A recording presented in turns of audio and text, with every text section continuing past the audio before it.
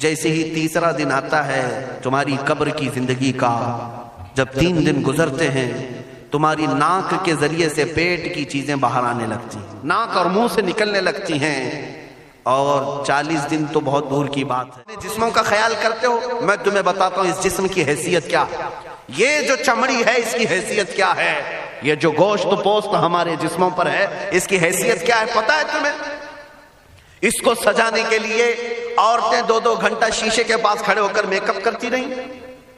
ہم عورتوں کی طرف سے یہ میک اپ، لالی پاؤڈر اور کنگھیاں بالوں کو سجاتے رہے، اور تم اپنی باڈی کو بناتے رہے جیم میں جا جا کر کے۔ اب اس جسم کی حیثیت سنو، جس دن روح نکلی تمہارے جسم سے اور جب جنازہ لے جایا گیا، قبر میں تمہارے سب سے عزیز لوگ رکھ کر کے آتے ہیں، تختیاں قبر کی بند کر کے آتے ہیں، اتنی چھوٹی قبر کہ کروٹ لینے کی بھی جگہ نہیں ہوتی، ہاتھ پھیلانے کی بھی جگہ نہیں ہوتی۔ آج اپنے پلنگ پر سو کر کے دیکھو، کسی کا ہاتھ ٹچ ہو رہا ہے تو نیند نہیں آتی، لیکن قبر میں اتنی تاریک جگہ پر، چھوٹی سی جگہ پر، تنگ جگہ پر چھوڑ دیا جاتا ہے کہ مردہ کروٹ بھی نہیں لے پاتا، پھر پلس اس کو اوپر سے نیچے سے پیٹ سے باندھ کر کے رکھ دیا جاتا ہے۔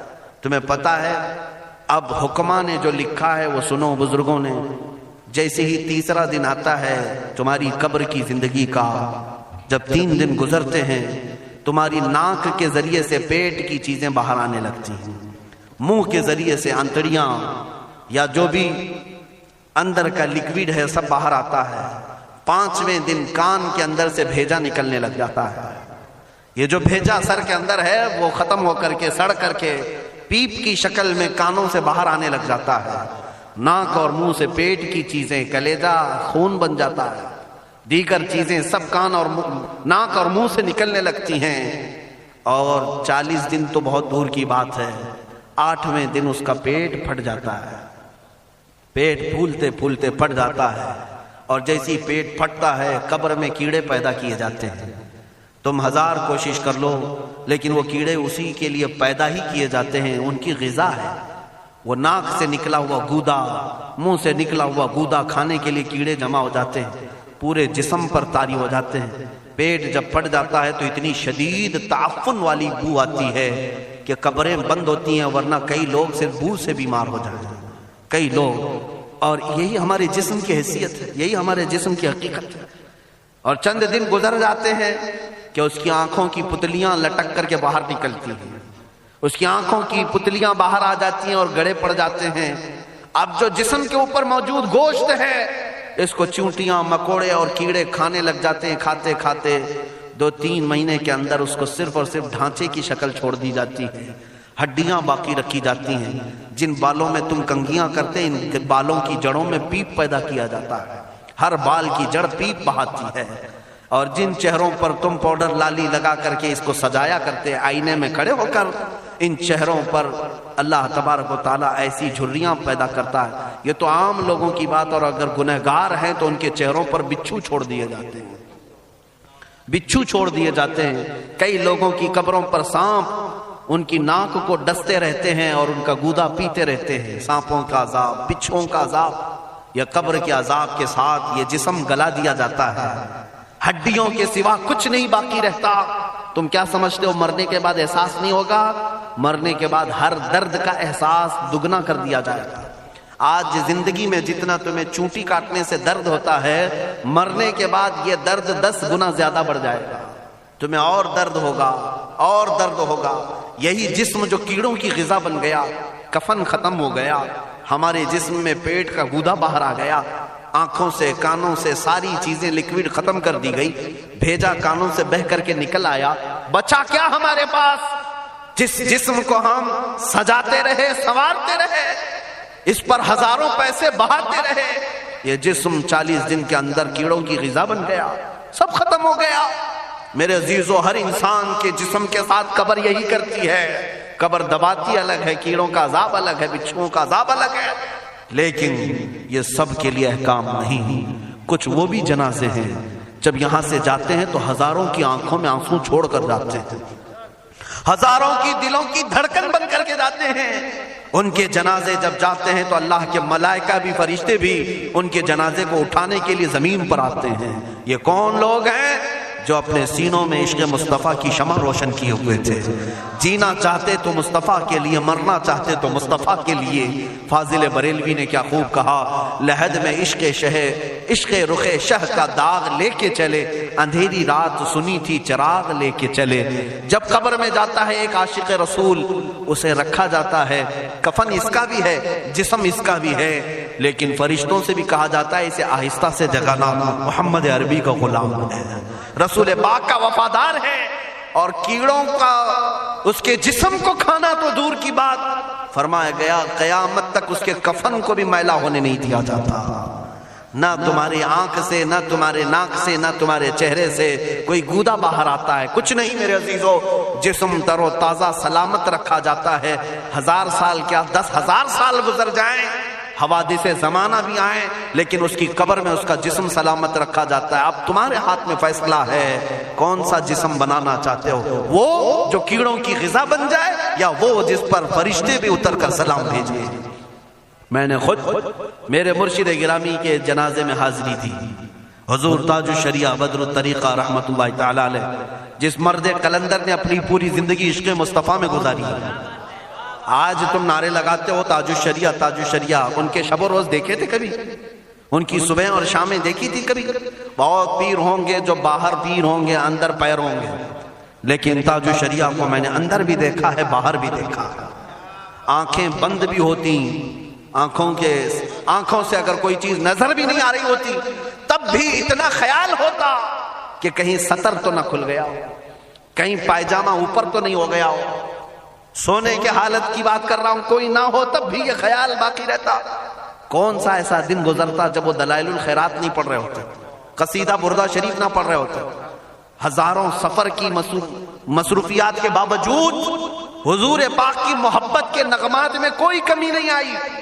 لیکن میں آج آپ کو ایک بات بتا دوں، جب انتقال ہوا وہ جمعہ کی شام تھی، اور ہمارے مردوں کو 6 گھنٹے 10 گھنٹے میں ہم کو قبرستان سپرد کرنا پڑتا ہے. 12 گھنٹے رکھ دیں تب بھی فریج منگوانا پڑ جاتا ہے، اس کے بعد قبرستان کے حوالے کر دیں. میرے مرشد گرامی کے انتقال کے بعد 48 گھنٹے رکھے گئے تھے، 48 گھنٹے رکھے گئے، اور اس کے بعد جنازہ پاک کو غسل دے کر لایا گیا. یہ فقیر قادری جنازے کی گاڑی میں شریک رہا، حضرت کے قدم پکڑ کر کے میں قبر تک رہا. میں آپ کو صرف اس لیے یہ بات عرض کر رہا ہوں کہ جب گاڑی جنازے کی چلتی تھی، میں نے زندگی میں بھی حضرت کے ہاتھ پکڑ کر کے ادھر ادھر چلائے. حضرت کے ساتھ جب جانا ہوتا تو بازوؤں کو ہم تھامے ہوتے، ہم کیا چلاتے، ہمیں وہ خود چلا رہے ہوتے، لیکن یہ ہم برکت کے لیے پکڑے ہوتے. جو نرم و ملائم جسم تھا، میں نے وفات کے بعد جنازے میں کھڑا ہو کر کے دیکھا، قدموں کو پکڑ کر نہ نرمی میں کمی آئی، نہ ملائم ہونے میں کوئی کمی تھی. اور جب گاڑی آگے چلتی تھی،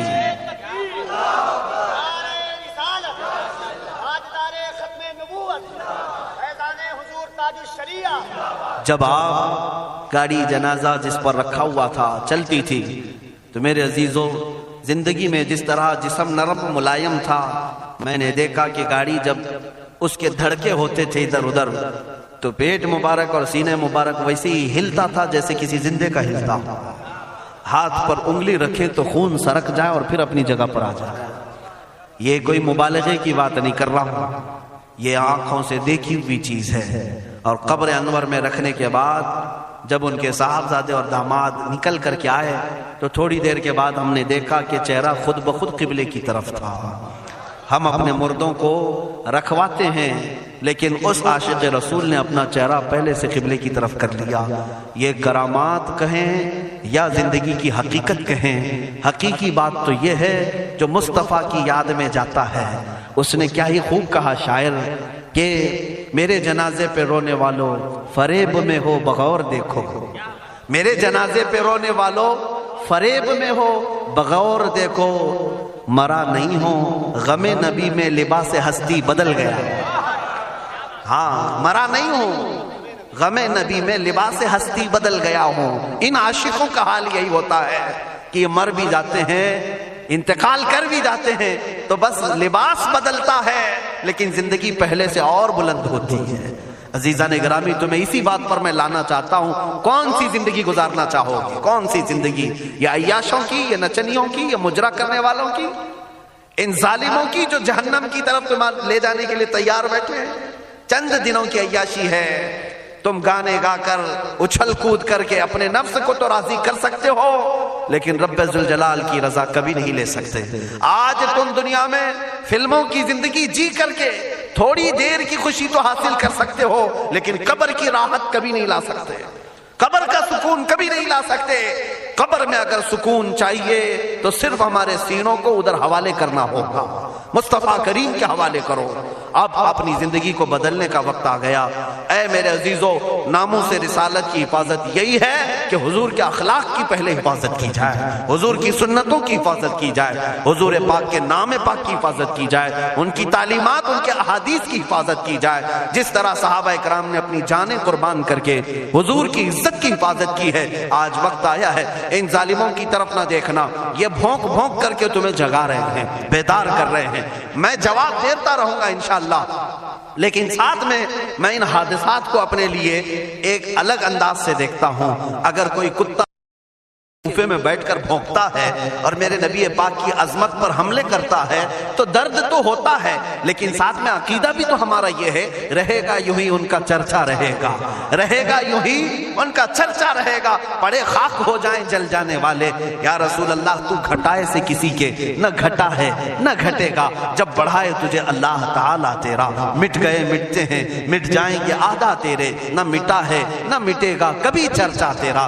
یہ کتے کتاب لکھ کر کے کہتے ہیں محمد عربی کا چرتر، ان کے اخلاق، ان کے کردار برے تھے، اور ایسی کوئی چیز نہیں ہے اسلام میں جس سے امپریس ہو کر اسلام قبول کیا جانا چاہیے۔ محمد صلی اللہ علیہ وسلم کے نام کو اسلام سے ہٹا دینا چاہیے۔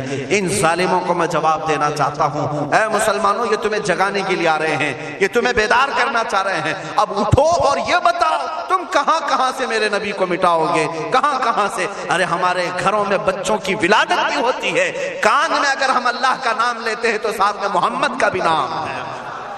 ہمارے بچے جس دن اس دنیا میں آتے ہیں اذان ان کے کانوں میں دی جاتی ہے تو اللہ کے نام کے ساتھ محمد کا نام بھی آتا ہی ہے۔ ہماری اذانیں، ہمارے نماز کو بلانے والی آوازیں، تم کیا مٹا پاؤ گے محمد عربی کے نام کو؟ یہ ہزاروں نہیں کروڑوں اذانیں بار بار دن میں دے دے کر کے یہ بتاتی ہیں کہ تم واللہ محمد عربی صلی اللہ علیہ وسلم کا ذکر تم کبھی الگ نہیں کر سکو گے۔